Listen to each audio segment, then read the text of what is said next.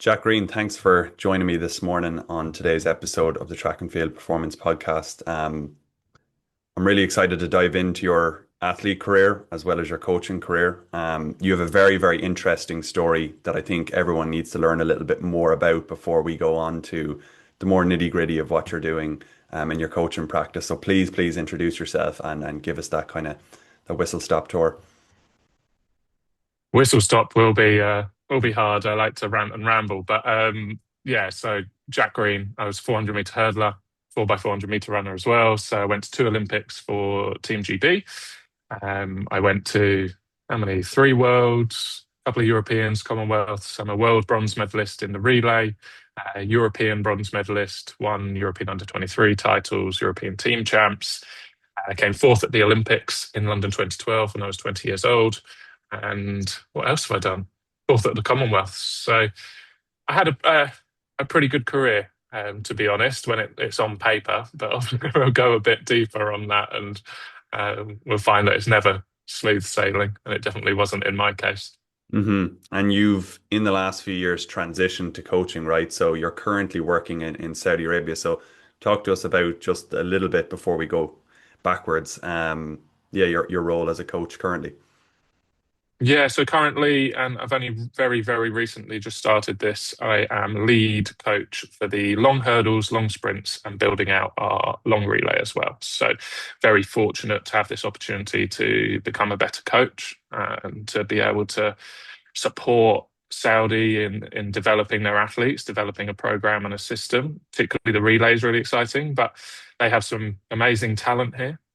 400 hurdles in particular, which is why the opportunity came up. A couple of juniors now who are in the top 10 in the world as juniors that I'm fortunate enough to start working with, as well as some seniors that, yeah, capable of really exciting things. So it was a big move, as well as a big opportunity. And yeah, to be honest, I'm very grateful. I see this as a golden ticket because it allows me to focus on being the best I can be, which is all we really ask of athletes. And I get this opportunity as a coach now. Yeah, I've really enjoyed like learning more about your career in your life as an athlete, essentially the past few years, following you on LinkedIn particularly.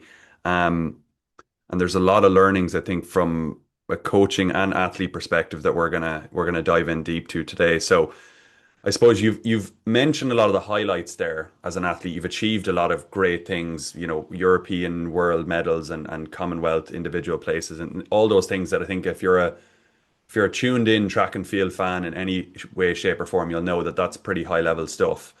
But you're now a coach, one who clearly is very interested in the interpersonal dynamics of coaching.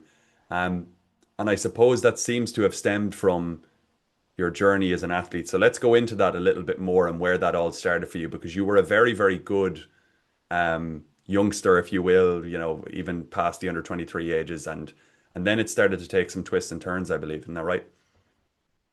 Yeah, and I had a very stop-start career, and I think if you ask anyone who followed my career, probably see me as a little bit of a disappointment. And I don't mean that in a negative way. I think it'd be a fair representation of someone who promised so much and was capable of so much, but didn't achieve that. I actually find my career quite sad. I'm okay with it now. Obviously, there's elements of it that I'm still every now and then I think, do you know what? That's a shame, especially um, now that I'm 34 now, so I'm still young. I can still run pretty fast, and I see it with the athletes. I have to jump in from time to time if it's a non-technical session or they need a bit of support, and I'm like, oh, I can still do this. Oh, what a shame. But yeah, I went to my first World Championships at 19. So I went from junior to senior really quickly. So at 19, I ran 48.9, and this is before everyone in the world ran 48 like they do now. When 48 was kind of like the barrier of being world class. And as a 19-year-old, I did that. So I went from 50.4 to 48.9 in one season. Won the European under 23s, went to my first World Championships. And this is 1 year out from London 2012. And I'm thinking, I'm great and wonderful. I've made this rise. I'm going to go and win the Olympics. Like a man or a boy rather, with a lack of emotional intelligence and experience at that point. I just thought that's how it worked. And I went to London 2012, and in the semi-final, I hit the third hurdle and I fell. I was ranked sixth in the world at the time. I'd run even faster, another 48.6 at that point at 20. But then I fell in front of 80,000 people. And this was kind of like the trigger moment for me in terms of my journey. So it felt like I'd been cheated from life and my destiny at that point, and I couldn't handle that. And the reason why I fell was not because I wasn't physically capable. The time I ran 2 weeks beforehand would have made the Olympic final, which as a 20-year-old in front of a British crowd is phenomenal.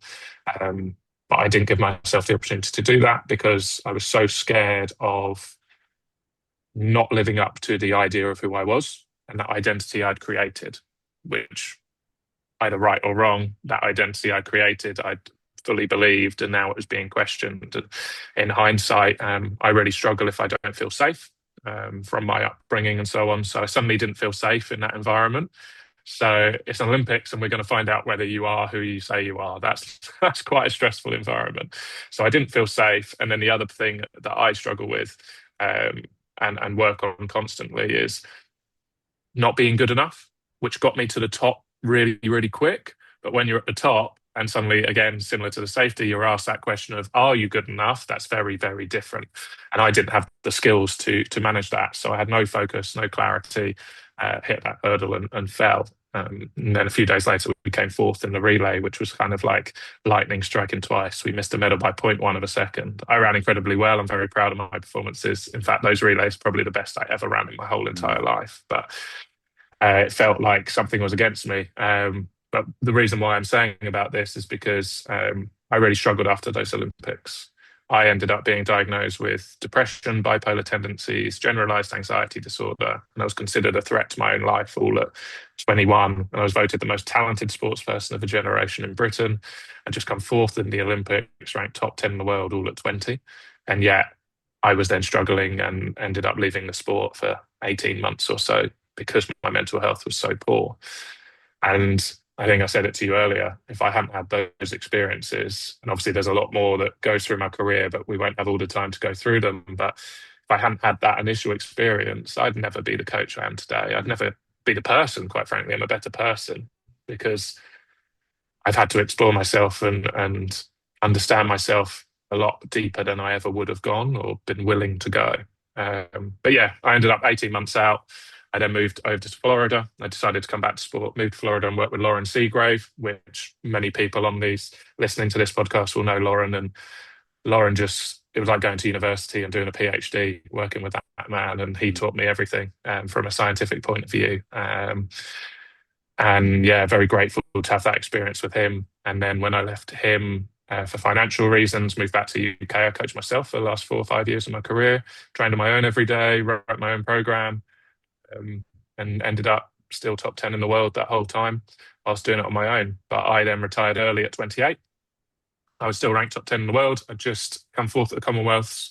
And I decided to retire because I was giving too much for what I was getting back, which that's the sad part for me. At 28, when I was arguably coming into your peak, though I did potentially peak early, but yeah, I still had probably 6 years of probably till now where I could have been progressing and developing and building those blocks and compounding that interest as such to find out who I could have been on a track.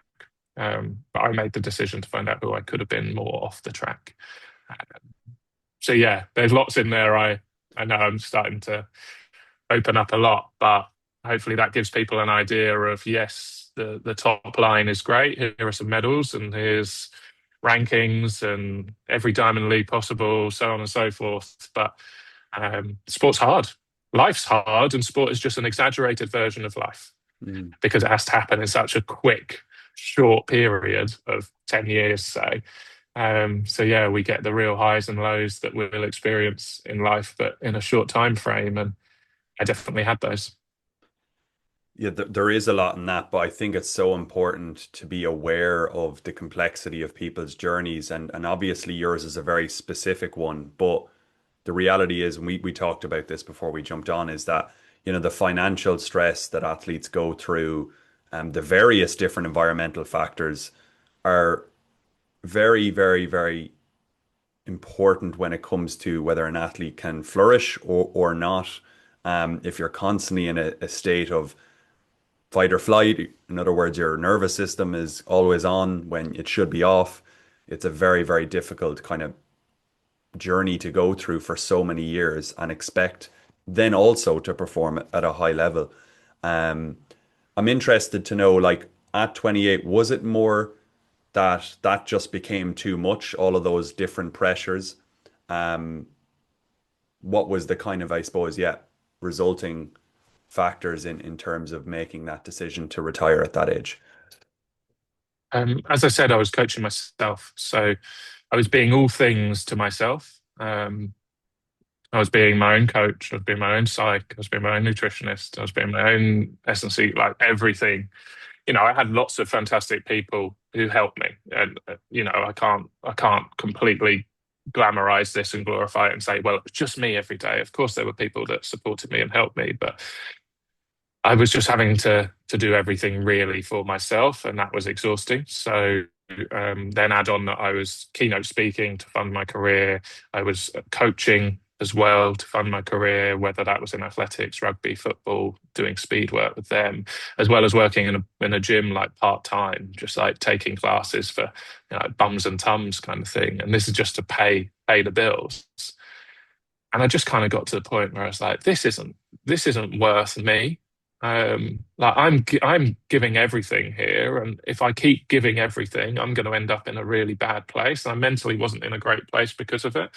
Um, and I just decided, you know what, and it might sound a bit extreme, and it's not exaggerated, but because of being diagnosed previously and struggling, that was just like I'm not willing to give my life for this. And people say, give your life. Yeah, you've got to give your life to something. I was like, no, but this was really literal for me. Like I'd been in that place where my life was kind of like on the line, and that's not being dramatic. And I was just like, I'm not doing it because I'm not going to, like, even if I go and following the Olympics, right, I go and pick up a bronze medal or something, which I think I was capable of doing. So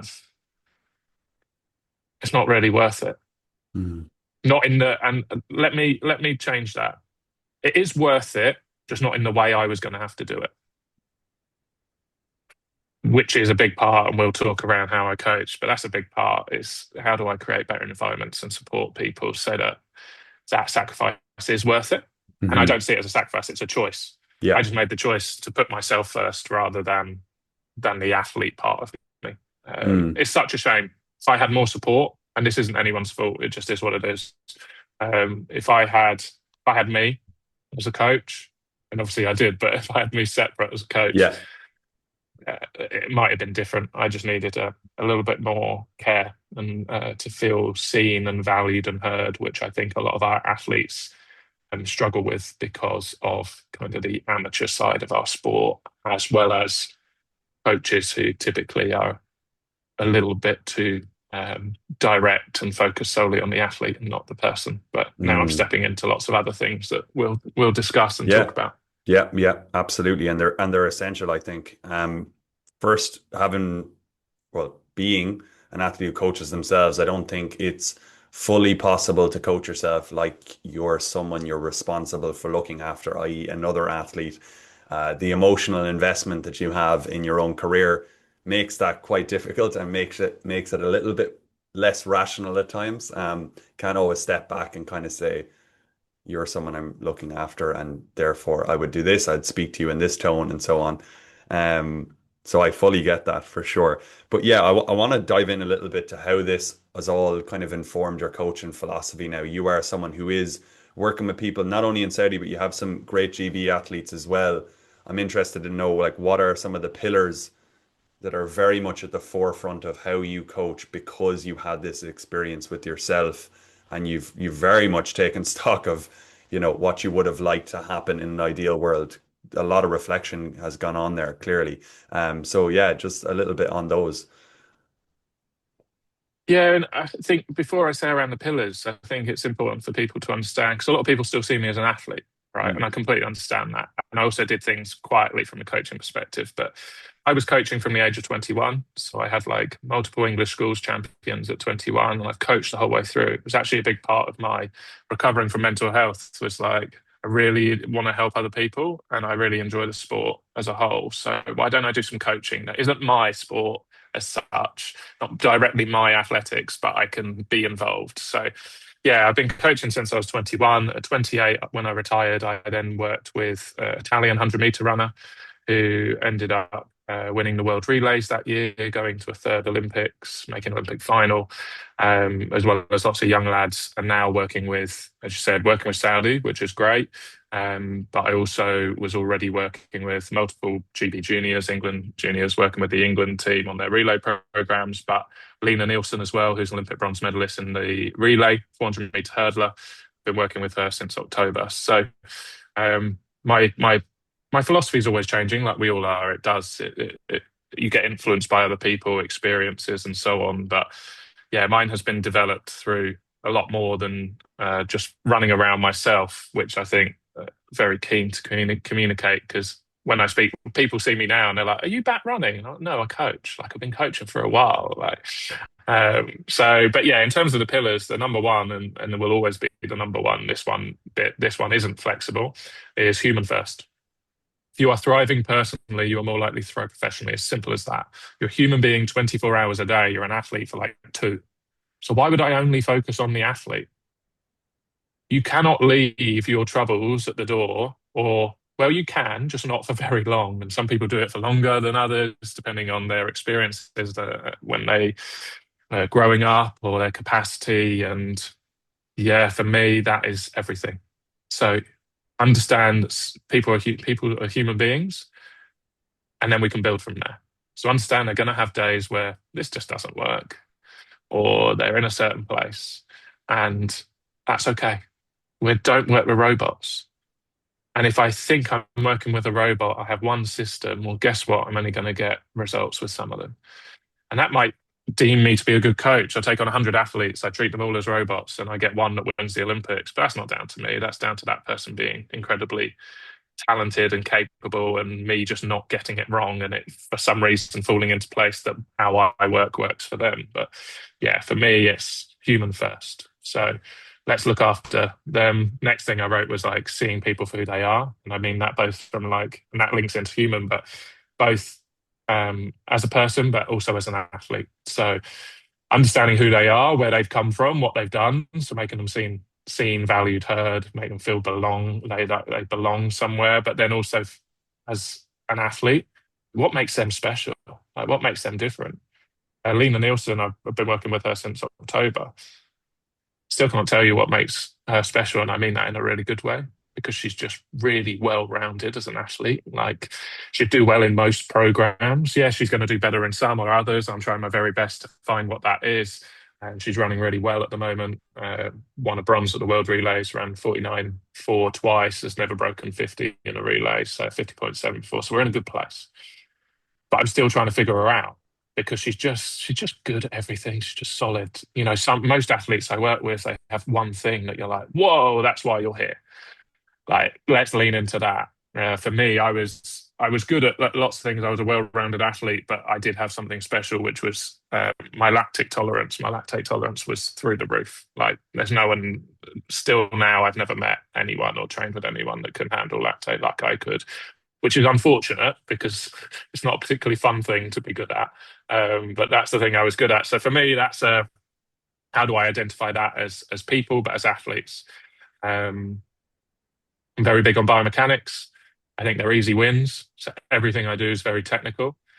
Obviously, communicate it as best you can with an athlete, but there has to be a biomechanics function, a foundation, sorry, not function, foundation to my philosophy and my programming. I know that's very catch-all, but I just think they're easy wins. Move better and you run faster. Great. I Mhm. don't have to make you physically better. I can't change your genetics, but I can help you move better. So let's go do that. That's worth my time. And the other two things are hurdles all year. Obviously, I work with 400 runners. I've had a lot of my success with 100-meter, 200-meter runners, but I'm a 400 hurdles former athlete. It's the event I love most. It's the event I kind of specialize in. And obviously, I work with Lena Nielsen, the Saudis, particularly on the 400 hurdles, and I hurdle all year. I wouldn't say to a jumper, let's only jump when April comes along. So why would I do that with a hurdler? And also, like the 400 hurdles, there are so many variables. It's an event that requires so much knowledge and experience, and it's a rhythmical event. So I'm doing that all year. From day one, we're hurdling. It's your job. So why would I just make you a 400 runner that turns up and jumps over some sticks at some point? And that Hmm. comes from my own personal experience of I was incredibly fast on the 400, but I could never put a race together. And I just don't want that for the athletes I work with more than anything. I Hmm. want them to feel comfortable. I want them to feel confident. I want them to be knowledgeable. And that leans into the last thing that I am very big on, which is my job is to make independent, capable, knowledgeable athletes. I don't stand on start lines anymore. Not my job. It's my athlete's job. So it's not about what I know. It's about how I can help them build their knowledge. So my whole thing is, and I think this is a real, I'm blowing my own trumpet, but it's a testament to my coaching is that I now have to spend a lot of time away. But my athletes, even 16-year-olds up to Lena being 30 years old and a Olympian, they're all capable of looking after themselves. And that is fantastic. That's the whole point. Because I can't be at every race. Or I, on a start line, something might change. This happens, that happens, the wind's different. Right. I'm not there to say, do you know what we should do here? We should change and do X, Y, and Z. No, Hmm. that's their job. So I try and coach myself into redundancy. I want to coach myself into being a manager. Hmm. That Jack's here when I need if I need him. But do you know Hmm. what? I can handle myself. Hmm. And that probably comes as well. I'm quite fiercely independent just because only child, single parent family, being an individual athlete. Yeah, and then obviously coach myself. I almost have a bias towards it, but I do think it's very important that we create athletes who are capable of thinking for themselves. Now, some athletes think too much. I'm dealing with a Saudi athlete at the moment who is an amazing thinker, but I actually need to work differently with him where his independence is around clarity rather than more knowledge, because the knowledge is too much for him. That is debilitating. But then I've also worked with athletes who are more like robots, and you just kind of program them in, and you go beep beep beep, and you don't want to give them too much knowledge either because that's going to take away clarity. So yeah. Independence can be found and knowledge can be found in different ways for individuals, which links into the seeing people individually as well. So Hmm. unfortunately, we've come on to a podcast where this is my favorite thing to talk about. I'm not going to stop talking at times. No, So, I email people before the episode and say you have full permission to ramble, and so that's what you're here to do, Jack. And I'm very delighted to to sit back and enjoy. But something you mentioned there really, resonated with me, and it's actually relevant to a webinar that I was watching recently that I'd implore actually the audience to go and look at. It's on Athletics Australia, and it's a coach from Wales. Tudor Bitter is his name. Never hadn't heard of him before, but he's talking about the lifespan of the coach athlete journey and how in the beginning the coach is in the front of a car driving the car with two hands on the wheel. The athlete, when they come to them initially, is in the back of the car. Over time, the athlete moves into the front seat and has one hand on the wheel. This is over a period of years. It can obviously be different for different athletes from the beginning. But I think the point is, and you hear this a lot, is as the coach athlete relationship develops and matures, there is an element of trust that's been built. There's an element of self sufficiency. There's been an element of education, all by which leads the athlete to being able to operate independently without you. And I think Stu says it in a different way. Stu McMillan talks about, moving from being a director to a facilitator. And that's kind of what you're talking about there is you're really just facilitating the process that they're once they're acclimated. And I think yeah, ultimately I often say to my own athletes, like they'll go abroad for competitions. Most of the time I don't travel with them if they're going abroad. Um, but we have explored enough scenarios in training, had those conversations that they're skilled and equipped to deal with them if I'm not there. And if it doesn't work out perfectly, we're reflecting on it and we're wondering what do we need to do next time. And they're contributing to the answers and the actual outcomes that we take away because They need to know if this situation arises again, although I may or may not be there, that ultimately the solution, and when you have the solution as an athlete, when you know, oh, I know what to do here, that's also empowering. That also gives you confidence to say, I got this, and you want that to lie with them. You don't want it to just lie with the fact that you were told to do that. Ideally, the athlete having the answer themselves feels good, I think. And they can commit to it, especially early on if you don't quite have the relationship to begin with. Like they've got more trust in themselves than they do in you, so you need to include them. Um, but yeah, I'll talk about that. I know there's things we want to talk about, and that's leaning into even more. But yeah, I love that. Tudor, I know the name and I've seen some of Tudor's work because I worked with James Hillier, who's over in India now. He was our assistant coach in Bath when I worked under Malcolm Arnold at the start of my career. And he always spoke very highly of Tudor and Mm. shared a lot of his stuff. And I love that analogy. That's better than what I said, so I'm going to use that. Then we can take it further, and then you become like the rally.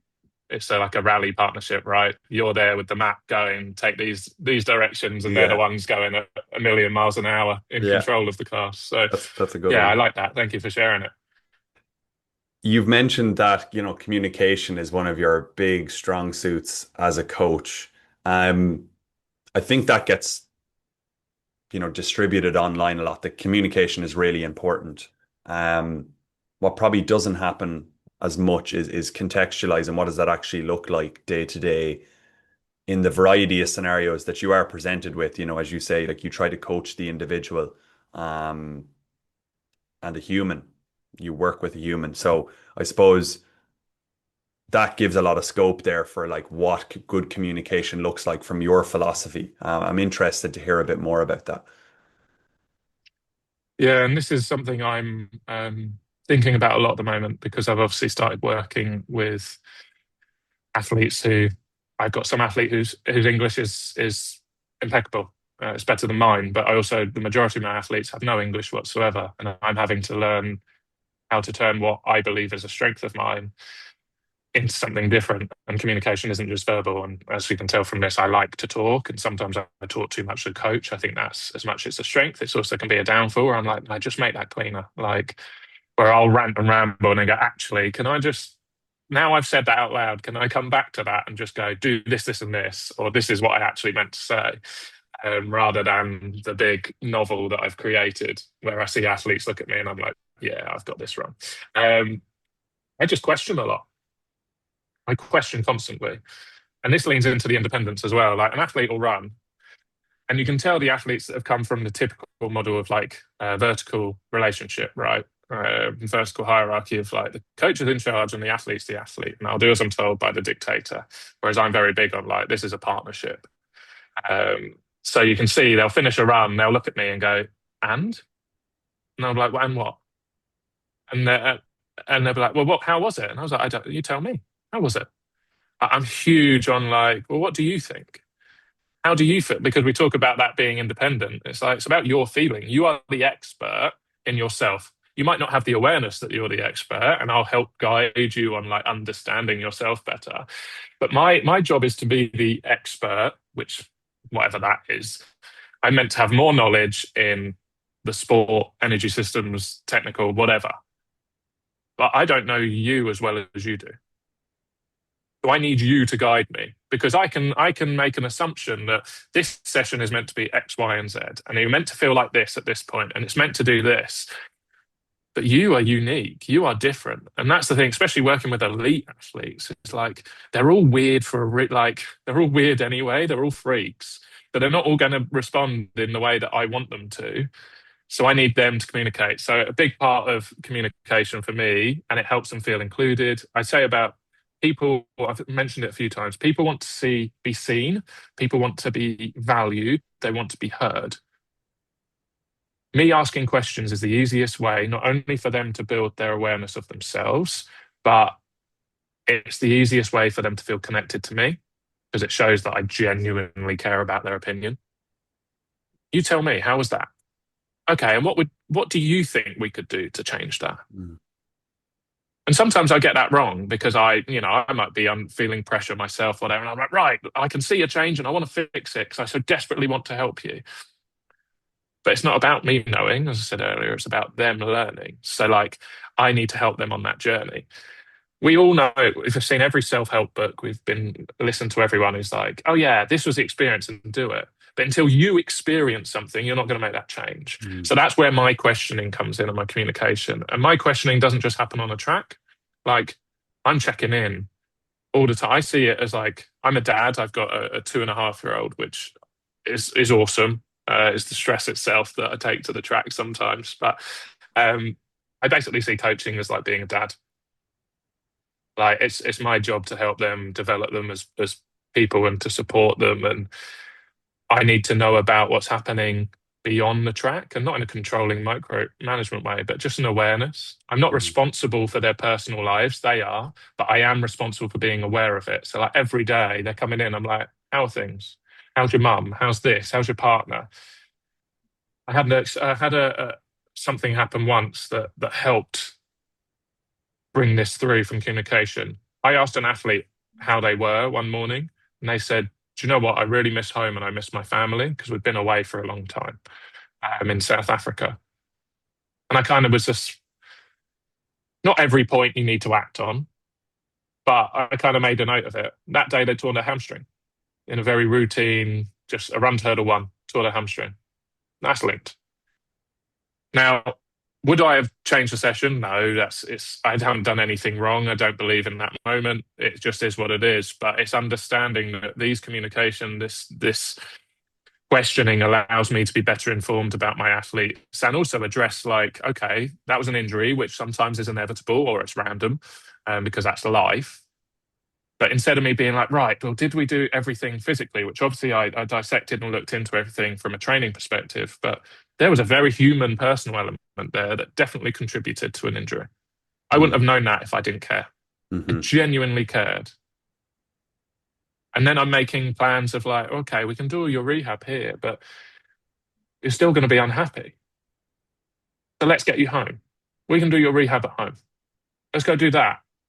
Their rehab, they're injured at the moment. Their rehab is flying, to be honest, because we're factoring in the human element. Um, yeah, I think a lot of it is how do I communicate not only from a technical point of view or from a physical point of view to improve people as athletes, but a lot of it is that buy-in and that trust. And I would be very disappointed if any of my athletes didn't feel that care and appreciation. And we talked about from a psychological point of view, I think one way to really learn people and understand people is to ask the question. And I don't do this directly with athletes, I go around it to find Mm. out. Like, how did you get love and attention when you were young? Like, how were you seen? How were you valued as a kid? Because Mm. I'll find out every reason why you behave, how you behave. When you're like, do Hmm. you know what? I got validation and appreciation um, when I perform, when I ran a fast time, and I get external validation. That's why I'm going to lean into that.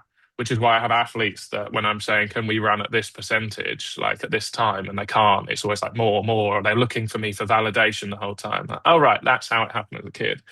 So I'll do a lot of that from my questioning as, how's life? How are things? Like, sod the track. Like, you okay? Yeah. So I do a lot of that, as well as I build that in with like daily readiness stuff as well, just to open up conversations. We never start training dead on time. There's always like a little bit, like 10 minutes of, I'm going to do some exploring here. Hmm. Sometimes that might be one exploring, yeah, we're good. But sometimes it might be they say something and you think, there's a flag I just need to be aware of here because this might impact our training. Um, yeah, it's well documented. Lena Nielsen, she has MS. So that's something I have to factor in. And that is something will question and I'll let her lead on. She's the expert in her experience of MS. I have no experience whatsoever. So I let her lead at those points. But that only comes from questioning and trying to identify patterns. And God, I'm rambling on this one, but yeah, essentially ask a lot of questions and actually care about the answers and then do something about them. Because there's nothing worse. We've all been in a workplace From my career, I took 3 years out from track and field because I went into corporate. So I was head of wellbeing, global wellbeing lead at the BBC, so working workplace wellbeing, and then I worked at two startups in workplace wellbeing that were both incredibly successful, acquired by listed companies. So very big on that side of things. And one of the things we talk about is like, well, if you're going to survey people or ask a question, like the worst thing you can do is do nothing with that answer. Hey guys, can you give me the time to tell me how you are and be really honest and open and upfront and vulnerable? And then I'm just going to, great, box ticked and do nothing about it. That's the easiest way to turn people off. So when I'm also asking those questions, I'm like, oh, what do these people need in this time? Do they need me to just listen and Hmm. observe and make note of this and see if there's a pattern here I need to be aware of? Or do they actually want me to help fix this and give them something actionable or make a change? So that's the layer of it of, yeah, we can ask lots of questions, but what you're actually going to do with the answers, because that's the bit that creates the impact and the trust and the care. Mm. Yeah, no, there is so much in that, but I think all very necessary to dive deep into.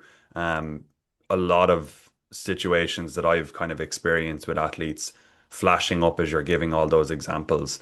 Um, and the question piece in the beginning is so important because, you know, ultimately when you're a younger athlete, you really might be subject to doing, like if you're a hard worker, I'm thinking you might just barrel through a workout despite feeling the stress of final, semester examinations. Because I work with collegiate athletes, and some of them are so prideful in their work ethic that they will run through a brick wall to, stick to the script, because they're very detail oriented, they've worked very hard for a long time, and they've got success working very hard for a long time. So therefore they hang their hat on that part of themselves that then Mm. causes them to make not so great decisions at times. And that's something that I had to learn as an athlete too, where I felt I wasn't talented. So the narrative in my head was to do everything better than everyone else, work harder. But where that became an issue for me was like 26, 27, where more work didn't equal better results. And then I had to start evaluating on whether the things I was doing were actually of good quality. And I thought I was doing good quality work, but just like I suppose you have to revamp in your head what is good quality and what you can discard, because again, quantity and ramping that up is not helping you anymore. So I think yeah, ultimately, like a coach can be a really good facilitator of allowing you to be aware of what's unconscious to you in those kind of lesser mature years, I suppose I would say. All that comes back to safety and security, right? So, especially because we reward work ethic, we reward endurance, but we don't reward the smart decisions around it. So yeah, oh, I endure everything. Well, should you endure everything or should you endure the right things? Because there are some things you shouldn't endure. I'm really guilty of this from a personal perspective as well. It's like, right, I know I have a great capacity. I get praised for like my work ethic, so I'm going to take on more and more and more and more and more. But then I get to a point where I'm burnt out, I'm overwhelmed, and I'm struggling because I haven't been able to delegate or differentiate between what I should endure and what I shouldn't. But a lot of that comes from being insecure, right? Insecure about myself and I see it with athletes and the same when I was an athlete. It's like, well, the easiest way I feel secure is by doing more because then I can say, well, I've done everything. And coaches do the same, right? So the first pro athlete I worked with was 200 meter, 100 meter runner for Italy. She hadn't PB'd for 8 years. And when she turned up, everyone looked at the program she'd done before, and it was the standard, just pretty standard, like, right, if you're a 200 meter runner, you do this. She walked through the door, and I very quickly found out she had very limited capacity for intensity, as well as aerobically. So I was like, do you know what? I understand this person is a Ferrari who only goes out on a Sunday drive. The rest of the week, you don't drive them around, right? Simple as that. They're not your standard day to day the kids' car you're taking to the school run, right? So I took a really big risk that most people wouldn't of I'm going to make this really quality high and I'm going to, yeah, the science is this, but I'm literally going to halve these total volumes. And she ran her first PB in 8 years at the best season she's ever had. But the risk was if she hadn't run fast, people would have looked at my program and said, "What are you doing here? You have no idea what you're doing." But I needed to do what was right, and I was secure in knowing that part. Um, and I think that's the problem is we always coaching and athletes, we lean into doing more because that's the thing that when it goes wrong, we can say, well, we did everything. Mm, Yeah, but look at everything we did. Whereas if it goes wrong and you've gone into, as I did, it was a lot lower volume and wouldn't be the norm, people go, well, you're doing it wrong. You should have done this, this, this, and this, and more and more. Whereas very rarely do we look at a program that's got everything and say, well, you should have done less. Yeah, mm, some of the better coaches and people understand will, but the majority of people will be like, oh, yeah, you just work more. All right, well, it's the athlete's fault then. Or like, oh, it's just life. So, no, we weren't secure enough and safe enough in our environment to go, let's do what's right, not what is expected of us. And that for me is another thing on environments is like so often I'm trying to create environments where I'm like, if this goes wrong, your value hasn't changed. I love you regardless. And I'm saying love gets used more romantically and intimately, but love and care. And I'm like, whether you run fast or not, your value with me is good. Like that's not going to change your value. So go out, let's try things. You're okay here and there. I'm going to be questioned as an individual. No one's ever going to perform to the 100% that they can because they're always guarding some point that they need to keep safe. And that comes from my experience. I was just constantly not feeling safe. So I never really gave everything mm, because I couldn't be vulnerable. I couldn't put myself and expose myself out there because I always needed to hold on to some part that if this went wrong, at least I've got this little bit here and I can, go off, run away into the distance. I want athletes to be like, do you know what? Whether this goes well or not, Jack's here. But I still have standards. Like I still want people to achieve and still push and I push hard. Like my athletes will tell you this isn't a soft program. But it's a program that's just layered with God, that sounds cheesy. I can't say that layered with love, but it's layered with care, right? mm. Yeah, there's something interesting in what you just mentioned there, which is, you know, you don't want athletes to have one foot in the door almost, but that is facilitated through the other things outside of the sport being positioned well and the environment being set right. Oftentimes, when we talk about having, both feet inside, is that you forget about everything else, that you don't you only focus on that one thing, if you get what I'm saying, and that like being all in means that you're just focusing on this one thing. What you're saying is you can't really be all in unless the surrounding pieces are facilitating that process. Am I making sense of that? Am I interpreting that Yeah. correctly? And yeah, and I think giving permission's a really important part of this. Like explicitly giving permission to people, like to be themselves and to be fully themselves, and that even if you show me the ugliest part of you, I'm going to be okay with that. We can discuss like if it's detrimental to you as a person or you as an athlete, and let's work on developing ourselves. But no matter how ugly this gets, you've got a home here, like you're safe. I talk about my training group as lost souls. I seem to work with all the lost souls, right? So people who don't quite fit in or they've been a bit broken by life or whatever might be souls. And they come here, I'm like, here's a home that no matter what happens, you can come back home. We talk when you're outside comfort zone and come back to, because if you spend your whole life in no man's land, you're in that threat state constantly, you're going to burn out. You're under threat all the time. So I need you home and feel safe and secure to replenish, recover, learn. So then we can then go, right, now we've expedition, then more learning. And when it becomes too difficult, come home. Like you're good.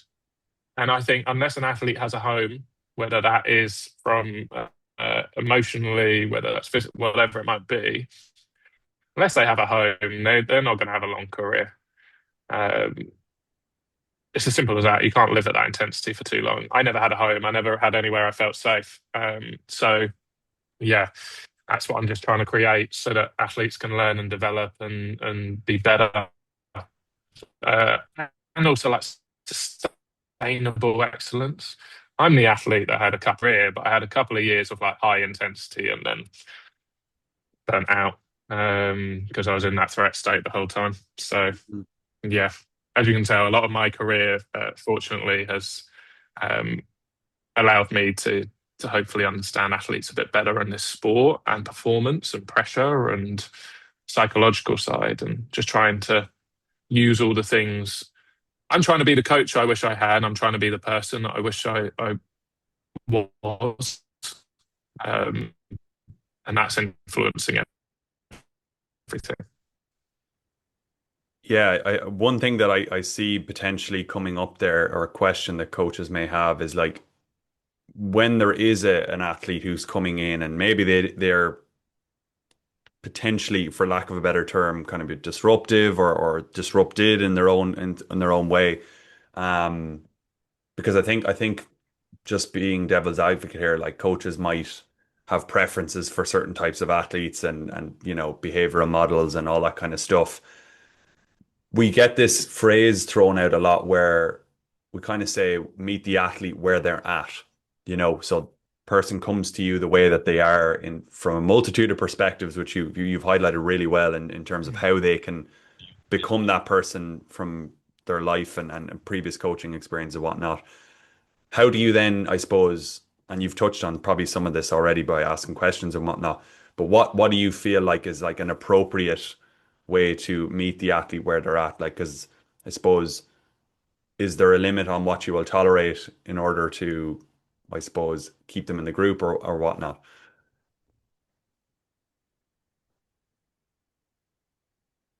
Minimum like operational standards. Like if you can't be respectful, if your effort isn't high, if you can't be on time, all these things that we've just put into professional. And I'm very big on like effort over results. Like if I can see someone's trying, like I'm cool. Like I can't ask for much more than that. Yeah, the result might not be there and we'll figure out why. But as long as they're there and they're giving everything, we're fine.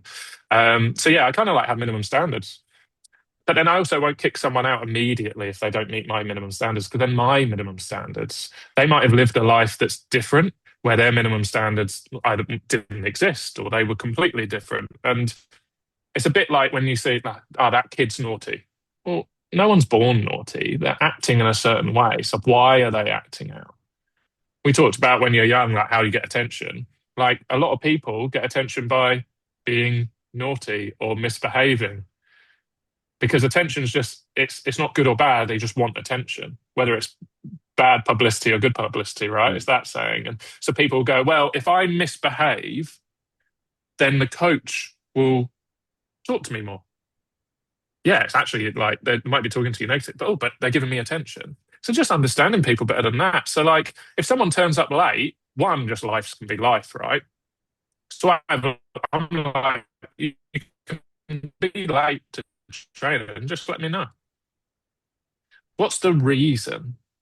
And that's the easiest one where people go, well, no, I won't tolerate lateness. And it's like, well, yeah, I don't tolerate lateness without a good reason is the difference. So there's just layers to it. It's like, right, well, someone's talking over me when I'm coaching. It's like, okay, but do they know the rules here? Have they, as I said, have they come from an environment that was different where there weren't standards? So for me, like, I expect really big things from my athletes. I expect certain behaviors, but I'm going to help them on that journey. And then if they break those, I'm going to ask them why. Now, if they consistently break them, we've got an issue. But once or twice, yeah, whatever. You're a human being. It happens. Hmm. I I get it wrong all the time. And then I role model from that point of view, right? In terms of meeting the athletes where they are. Like it's my job to role model. I'm a leader. I did this a lot with workplace well-being and how we bring in. Because if you say one thing and behave in a different, well, you're actually telling me through your actions that this is what we accept here, and or this isn't important, or this is. And I get that wrong loads of times. But at the same time, from the role modeling, I'll also like if I come in and I'm not in a good place, or I'm like, I'll be like, hey guys, put my hands up, accountability. Like, I'm really, really sorry. My behavior there wasn't what I expect from you guys and then myself. These are reasons why. And then you're cool with it. I'm not Mm-hmm. trying to pretend that I'm great and wonderful because I'm not. Um, yeah, so that's kind of how I work. What are my minimum standards? And then I'm going to communicate those effectively. And then I'm going to find out why some people might not have the same standards as me. I've come to Saudi Arabia. I have no idea about this culture. The religion's different, the language different, everything's different. Now I could easily come in and go, well, I'm the great and wonderful Jack. This is how I work. Bang. There are elements of that I've brought in. But then I'm doing a lot of like, hey guys, it's Eid at the moment. Hey guys, I have no idea what Eid is. Can you help guide me on this week on how we approach training, how this would normally work for you, or what you need? And then I'll figure out like what's best. But I still have minimum standards, right? Mm-hmm. Yeah, there you go. There's just a hopefully a really simple way of being like how to be flexible whilst also being very I am strict and I am quite stern. Mm-hmm. But I'm flexible within that. Whereas I wouldn't have been able to be like that when I was younger. Like life was just like bang, bang, black and white. This is how it works. And if you're obviously not capable of being a professional athlete. Done. Instead of understanding there's layers. There's Mm-hmm. layers to everything. Um, and yeah, that's where I think the best coaches are the ones that can take 100 athletes and figure out a lot of them and Mm-hmm. support a lot of them. And I look for the athletes the coaches I want to learn from are the coaches that have worked in lots of different events, different cultures, different styles of athletes and had success, Mm-hmm. rather than, well, if you give me someone who's capable physically of winning the Olympics, I'm probably going to do a good job with them. And it's actually nothing to do with me. It's just that they are really, really capable. Yeah, I might limit how much they really could go on and do. You might give me someone that's physically capable of making winning the Olympics, and I get them to a final. And actually, they should have been winning the Olympics. But people go, "Oh wow, you made an Olympic final." Yeah. So I'm not helping them here. Mm-hmm. Actually, find me the coach who's done it again and again and again. So like Lauren Seagrave, who obviously I worked with and still speak to as often as I can. That man's coached like something like 80 Olympic medalists or Mm-hmm. something ridiculous across so many events. I'm like, okay, cool. I want to learn why and how rather than the Mm-hmm. person. And it's not to say they're not a good coach, but there are individuals out there who, well, I coached an Olympic champion. They did it once and look at the graveyard behind them. Like, look at the people we lost on the way who were more than capable of achieving great things. Um, but we get so caught up in the, wow, this person won. It's like, yeah, what about the other 100 people who could have done something and we've lost them, Mm-hmm. either through injury or simply just love of the sport, and they no longer even compete and things. How Mm-hmm. often does that happen? But now I'm going on a different rant around, yeah, but find the different rant and slightly different subject. Find mentors who have done it in lots of different ways. One of the best coaches I've ever worked with is actually one of my club coaches when I was young. Her technical eye was phenomenal. No idea why, just was. And she did it across so many events with limited resources, had no ambition of being an elite coach, but had so many, I remember I joined her group when I was 14 years old, and she had 10 athletes, various ages from youth up to senior, who are all top 10 in the UK in their events. And they're all in different events. And you're like, well, something's happening here. Compared to like, if I turned up and it was just me and her, I was always going to become a professional athlete because that's just who I was. Mm-hmm. I was physically good enough to do that. As long as you don't completely destroy me, I was going to make it. That's not being a good coach. How do you make people better is the difference, right? Rather than just allowing them just to simply tick along. But Mm-hmm. yeah, I'm ranting, rambling again. There we go. There's a few things that come to mind about that. Like number one, I think some coaches are very, very good, obviously through experience, probably, um, with certain age groups. You know, some people are very suited to working with the teenage year, adolescents. Some are more suited towards the elite because maybe they're a bit more hard nosed. They expect, you to come up ready with that kind of mindset, commitment, etc. Um, and then obviously there's nuance about, you know, developing an athlete from 18 to 22 is not the same as 26 to 30. Like it's not even close. And um I realized that even through my own athletic career is the thing that got me, and I mentioned this already, that the thing that got me success at 21 wasn't the thing that got me success at 30.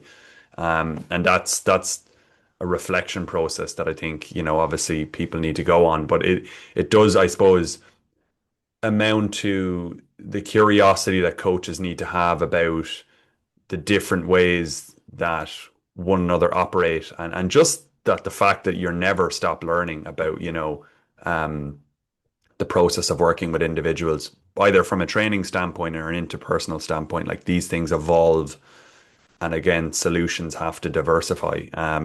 So I think if I stepped into a role where I was working with 14 to 18-year-olds mainly, um, it would take some time to transition and know how I need to show up Mm. for them, because I'm used to working with, again, there's more like collegiate athletes that are in their 20s that, yeah, they have a different level of maturity, different level of technical understanding as they come through the door. So, the things that I hang my hat on as maybe being strong at, no longer actually really matter down here. They matter differently. You know what I mean? So it's I think it's very interesting when you see juvenile coaches. I'm always trying to learn from them. Like, what are they good at that I'm not, or that I wouldn't feel super comfortable in if I was tasked to do this today. Um, because no doubt it might have use at some point. One thing that you put on LinkedIn that I really liked, and it gets talked about a lot online, but you phrased it a little bit differently, is that in order to be the best athlete that you can be, you need to play the long game, right? We say that a lot.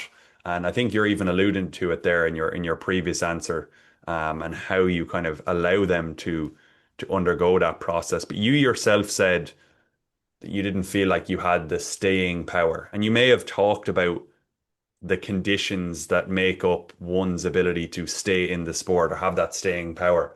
Um, have we maybe crossed some of those already, or are there any additional things that you think are really important? Because I think that's so key what you're talking about there, because we do talk about the Olympic athletes that are the best in the world, and we glorify them, and we say, like, anyone who's supporting those level of athletes are the best coaches, and so on and so forth. But like, there's a lot more to it than just who are the top three in the Olympics. And we've covered some of that, but like, what does it take to even get yourself there over the long term? It comprises so many factors. And I think um, you're in a good position to talk about this, having been on that journey and fallen on and off at various different time points.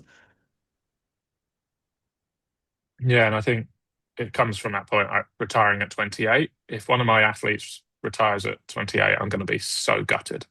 Like, what didn't I do? What environment didn't I create that this person didn't want to be here anymore? That's what it is. It's like, do you know what? I don't want to be in this place. And I think a lot of what I've talked about so far is pretty much this, right? Talking about environments being valued, being cared for, giving permission, um, creating a home so that it's not like, well, I didn't win the Olympics at 20 in 2012, so it's over. Like, oh no, that was just part of this journey. Like, oh, that's just a part of, if we can stay here for the next 10 years, imagine how much you'll have learned, how much you'll have developed, and the compound interest of being in this sport for all that time, physically, mentally, everything, by the age of 30. Wow. Isn't that exciting? Instead of this short term, like, did it happen now? No, well, it's like, what is it? Not that Matthew McConaughey is particularly the person to quote when it comes to like coaching philosophy, but it's that power of yet, isn't it? It's just like, okay, right, not yet. It didn't go to plan today, but this allows us in the future to move forward. What did you learn today? Instead of it being so final in everything that we do, And that was my problem. I just thought like everything had to happen now. So then when it didn't happen, I was like, cool, done. It's confirmed that I'm not good enough, so I might as well go. Instead of like, you're not good enough yet. And also, what's good enough? Because as you said, yeah, there's three people that are going to medal in my event at the Olympics. Great. Do you know what? Maybe I was never capable of medaling, and that's okay. Because making the Olympics is me winning the Olympics. Winning my nationals is me winning the Olympics. Being the fastest in my school, turning up, whatever. Like, not everyone is capable of winning the Olympics. And I think this needs to be understood from a performance point of view, is we are in a sport that is so pure.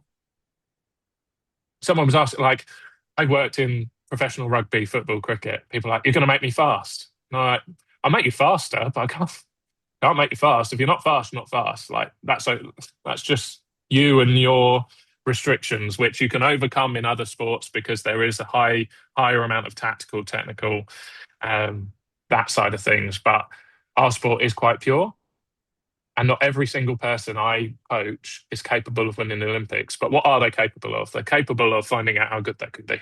Mm. And that for me, like if someone put more of that onto me than, right, you've got to be the best in the world. I physically believed I could have been at the best in the world. When I look back, physically I could, mentally I couldn't.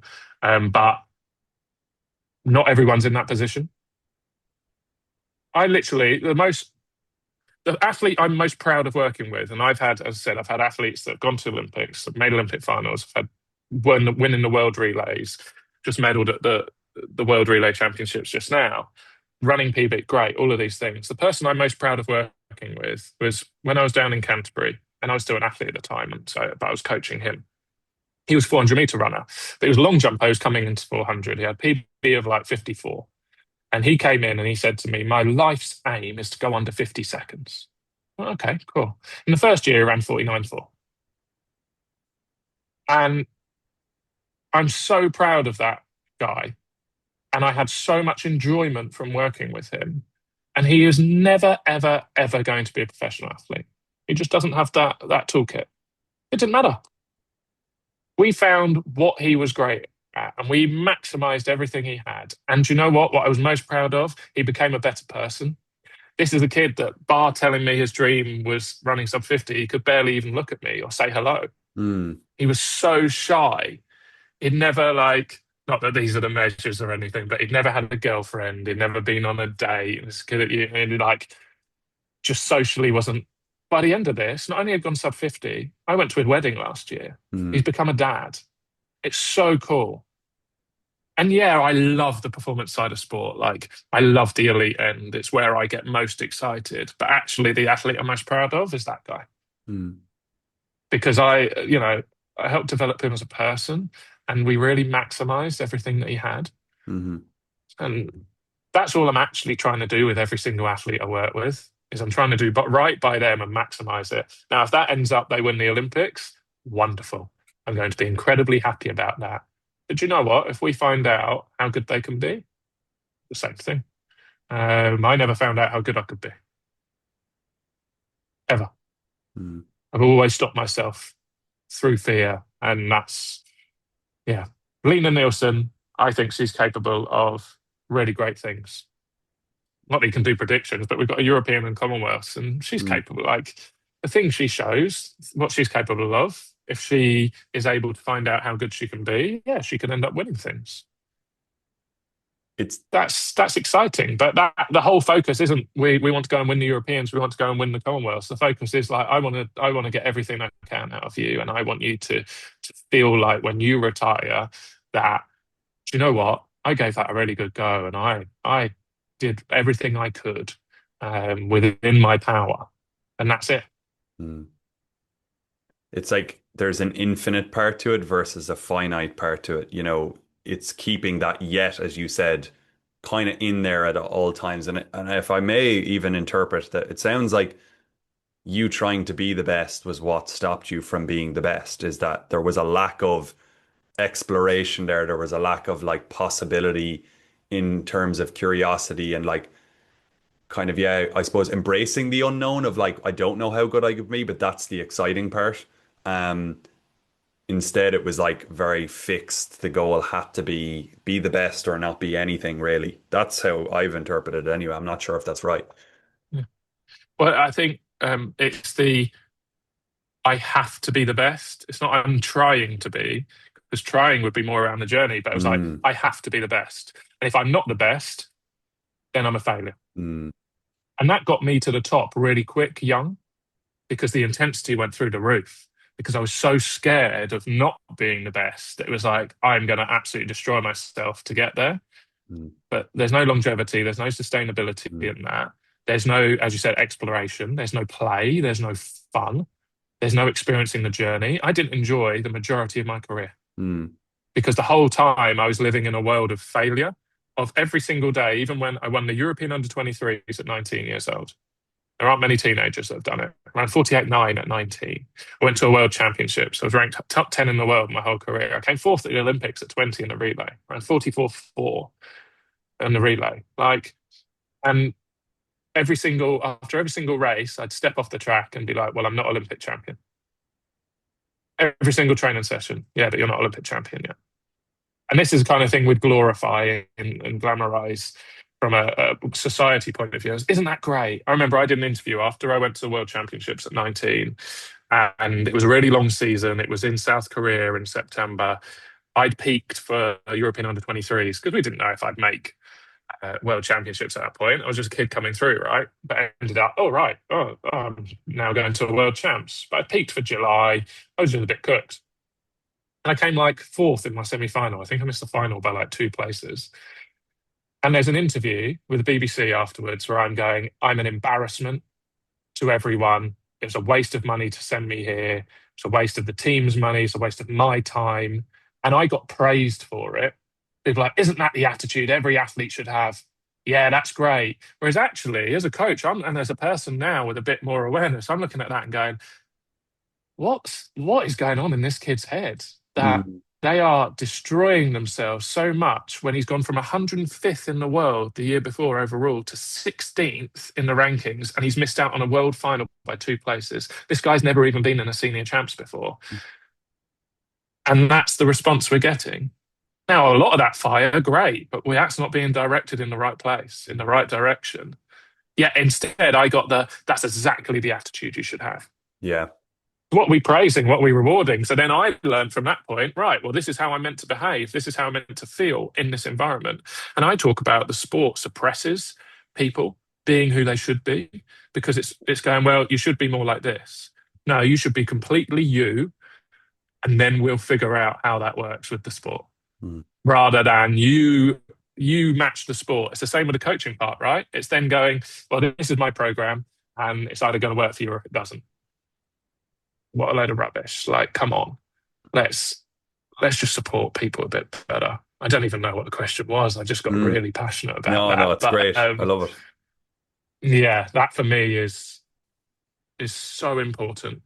That how do we support people and identify like them, and then how do we manipulate the sport around them rather than Mm, us around the sport? mm.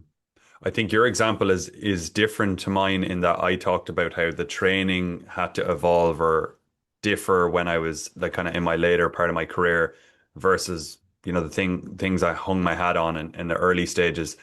What you're talking about there, well, I suppose there was a mentality behind that, right? There was a like I like to work hard and therefore I kept working hard and then, it I suppose played out in terms of me getting physically tired, but your approach is the same but mentally the kind of I suppose downside started to arise there. So it's kind of again uh, an example where ultimately the strategy that got you to a high level as a youngster, as you mentioned there, that was really effective Yeah. early, was not effective long term, and it's a kind of, I suppose a point to yeah, just how ultimately like these things can be really detrimental and we need proper supports to make you aware of that. And you talked about how if you were, the coach equipped with those skills, you might have been able to facilitate and manage those emotions a little bit better. And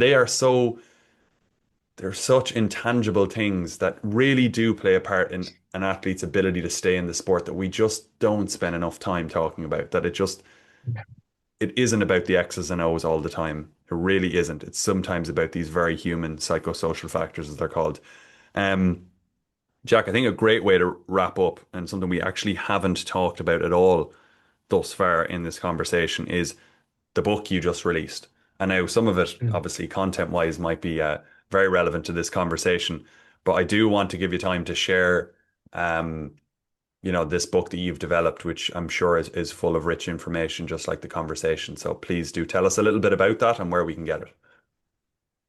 Yeah. So just quickly, obviously there hasn't been much science within this conversation. It's been kind of like the art side of things and interpersonal relationships. Obviously, there's the science that I adhere to. There are rules that we play by, and the knowledge is really important. But I think we talked about it earlier. We're all doing similar stuff. Like we all run as 400 runners. We've all done a load of 300s, and we've all put some hurdles in the way. That for me is kind of like we all, yes, I'm constantly trying to learn and develop and find out what other people are doing and so on. And I'm nowhere near the coach I want to be. I'm nowhere near as world class as I'd like to think I was, nowhere near that. Like I'm constantly learning. But I just think the art is the more neglected side and not as available, which is why we wanted to talk around that. But Yeah, yeah, my book is called Start Line Thinking. The reason it's called Start Line Thinking is because I believe the start line is the most vulnerable place you can possibly be.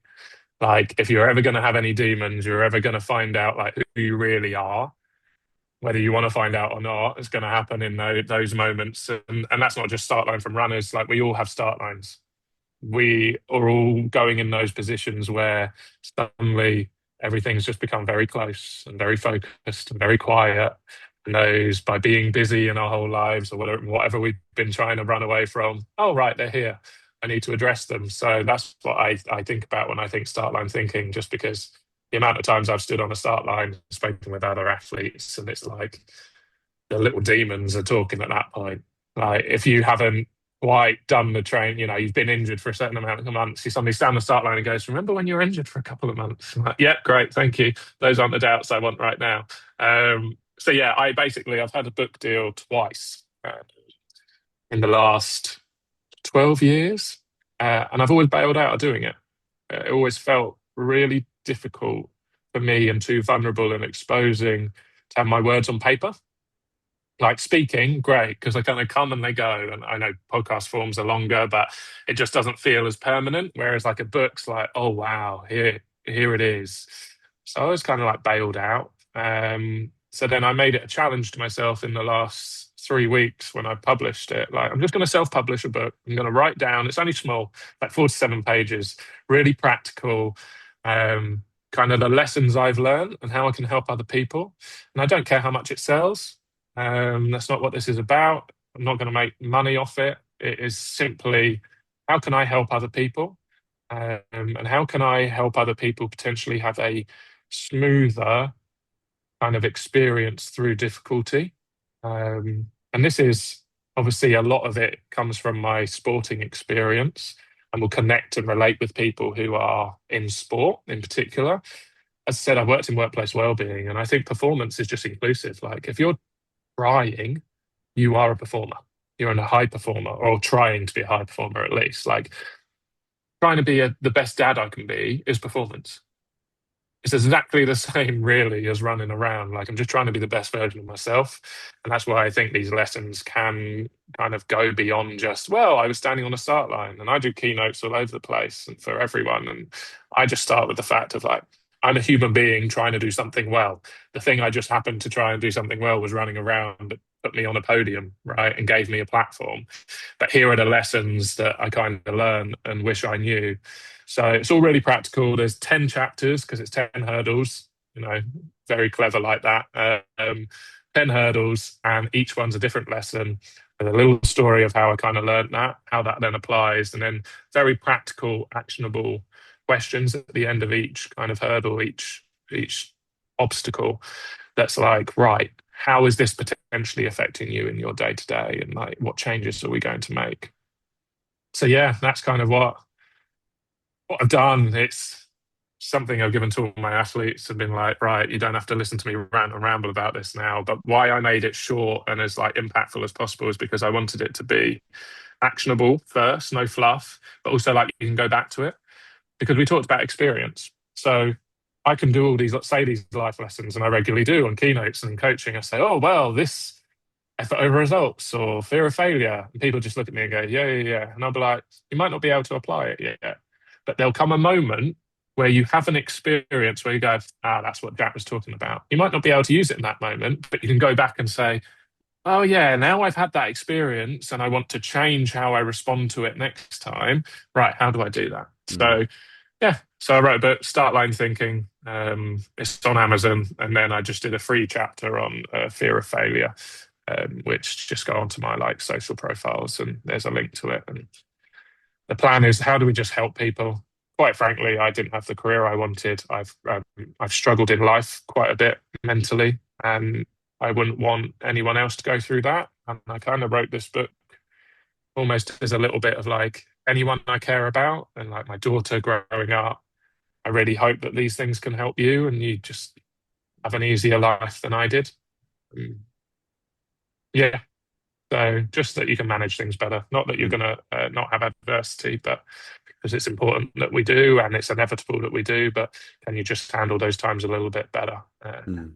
Yeah. So Yeah. there you go. Yeah, and we need tools for that, absolutely. And I think, clearly you've gone through the adversity and reflected hard. And I think you talked about layers a lot in this conversation. I think you've through your own experience began to honor the complexity of individuals because you've seen how complex you are.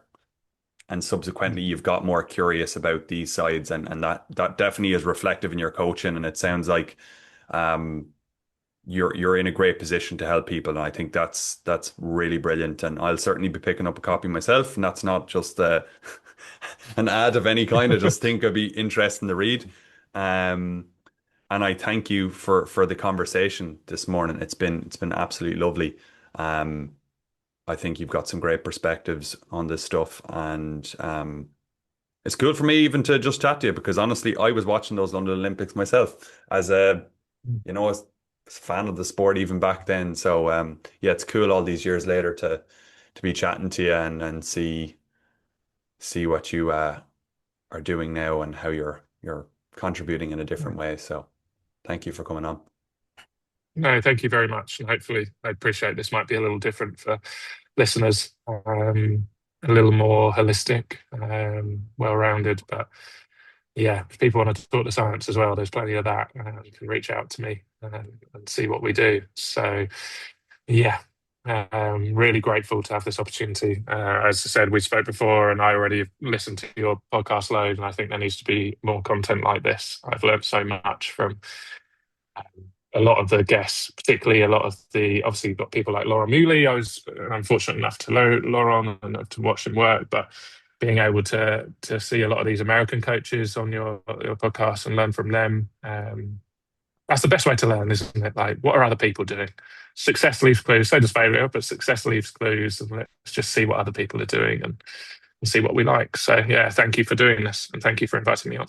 You're very welcome. I agree with everything you said there. I think it's very important, as we said, the science and all the technical aspects that we spend a lot of time talking about here on the podcast and from very different parts of the world, which I think is essential and definitely one of the founding reasons behind the podcast. But so too is the interpersonal side, and so I'm very glad that we've dug deep, or you've dug deep on all that entails, and I think it's really beneficial for coaching, and I hope that people enjoyed this um, as much as I did. So thank you for tuning in. Until next time, take care.